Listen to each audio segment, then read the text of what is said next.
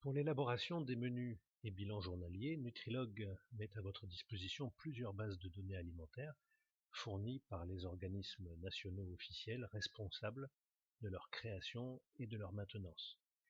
Ce deuxième tutoriel sur la personnalisation du service traite des ajouts et des modifications que vous pouvez apporter à ces bases. Il faut d'abord se placer dans un des modules qui permet d'agir sur les bases alimentaires. Ces modules sont les bilans ou menus express, qui sont de type journalier, ou les bilans ou menus journaliers à l'intérieur d'un dossier patient. Comment modifier le paramétrage d'un aliment officiel? Sélectionnez l'aliment et cliquez sur Modifier. Vous pouvez tout ajuster sauf l'ID, la famille à laquelle appartient l'aliment et la masse ou le volume de référence utilisé pour la composition. Maintenant, comment ajouter un aliment dans une base de données? Vous choisissez la base dans laquelle vous voulez ajouter l'aliment, puis vous cliquez sur ce bouton pour faire apparaître la fenêtre de paramétrage. Si l'aliment à ajouter n'est destiné qu'au bilan ou au menu journalier construit manuellement, vous n'avez pas besoin de renseigner tous les champs. Seuls sont nécessaires le libellé et la composition nutritionnelle. L'identifiant numérique de l'aliment, l'ID, est attribué automatiquement. Les aliments personnels ont tous des ID négatifs. En plus du libellé et de la composition, dans certains cas, il est utile de préciser d'autres valeurs. La masse volumique, par exemple, si vous la connaissez, vous pouvez l'indiquer dans le champ densité. Cela vous permettra de saisir des portions exprimées en volume, un verre, une cuillère, 150 ml, etc. Sans la densité, le système ne peut pas convertir un volume en masse, c'est-à-dire des millilitres en grammes. Or, ce sont les grammes saisis ou extrapolés à partir du volume qui sont utilisés dans les calculs. Donc, sans la densité, vous devrez utiliser uniquement des portions associées à un grammage et non à un volume. Si vous projetez d'utiliser l'aliment dans une recette, qui sera elle-même utilisée dans les menus des bilans, vous pouvez avoir besoin de préciser la variation du poids de l'aliment suite à sa cuisson à l'eau.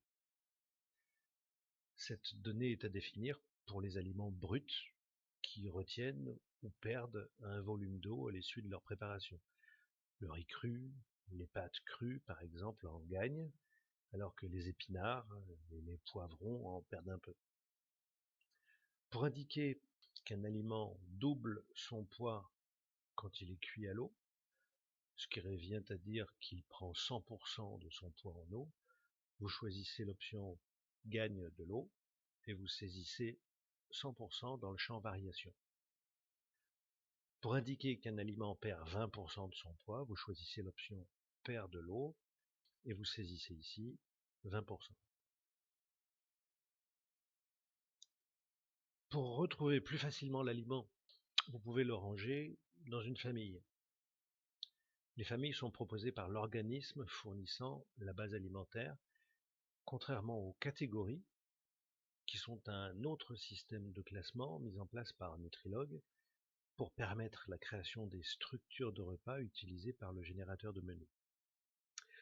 Il est donc inutile de renseigner la catégorie si l'aliment que vous créez n'a pas vocation à être utilisé par le générateur de menus. Si vous devez ajouter un aliment comme la pomme entière avec la peau et le trognon, il faudrait dans ce cas renseigner le pourcentage comestible. Le cœur de la pomme, qu'on ne mange habituellement pas, peut en effet représenter 20% de son poids.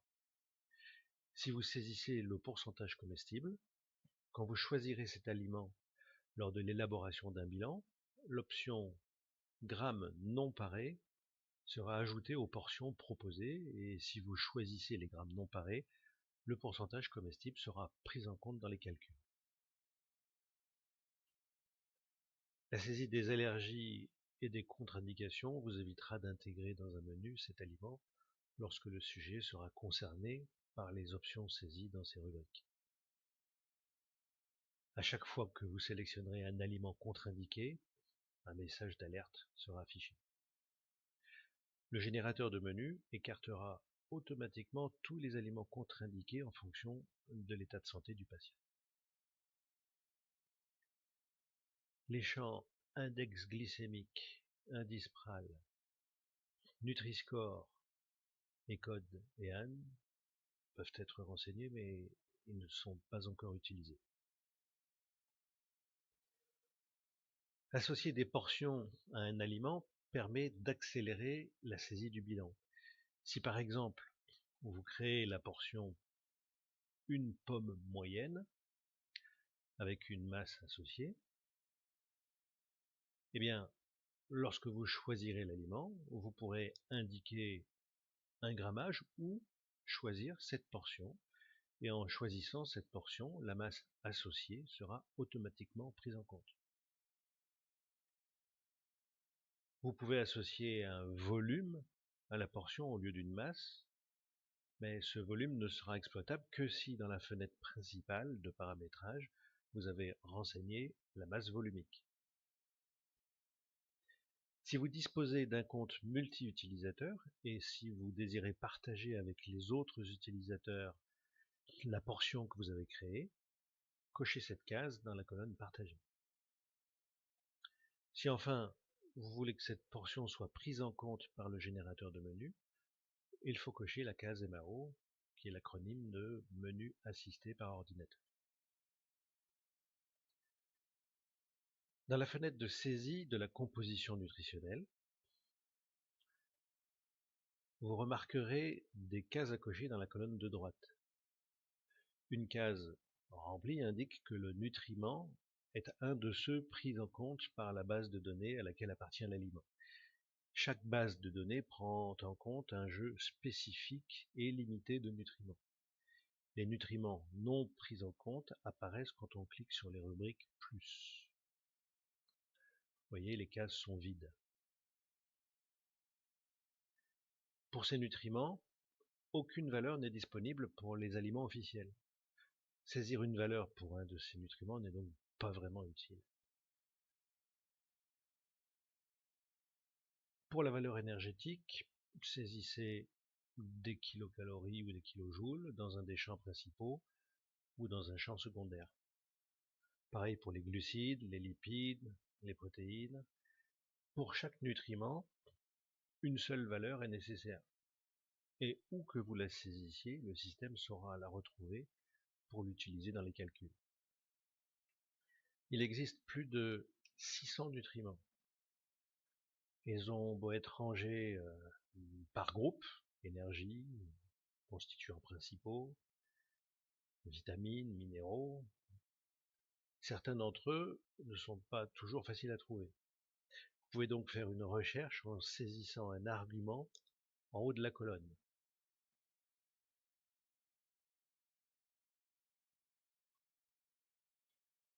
Faites attention à l'unité associée au nutriment. La valeur saisie doit correspondre à cette unité. Toutes les valeurs nutritionnelles que vous saisissez sont affichées sur fond jaune, pour vous rappeler que ce sont des valeurs personnelles saisies par vous. Si vous modifiez une donnée officielle, donc sur un aliment officiel,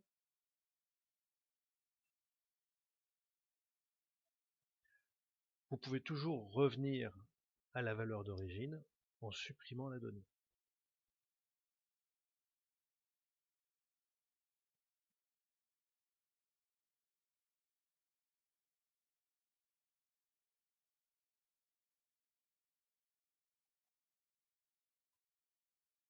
Si vous voulez que l'aliment puisse être utilisé par le générateur de menu, il faut cocher la case MAO, puis compléter le paramétrage de l'aliment.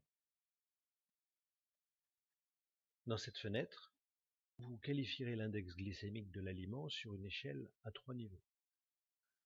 Lorsque vous demanderez au générateur de développer un menu de perte de poids, il ignorera automatiquement les aliments marqués ici comme ayant un index glycémique élevé. De la même façon, lorsque vous demanderez la génération d'un menu économique, seuls les aliments notés ici économiques seront pris en compte. Dans le champ des exclusions, vous pouvez sélectionner les repas dans lesquels vous ne voulez pas trouver l'aliment.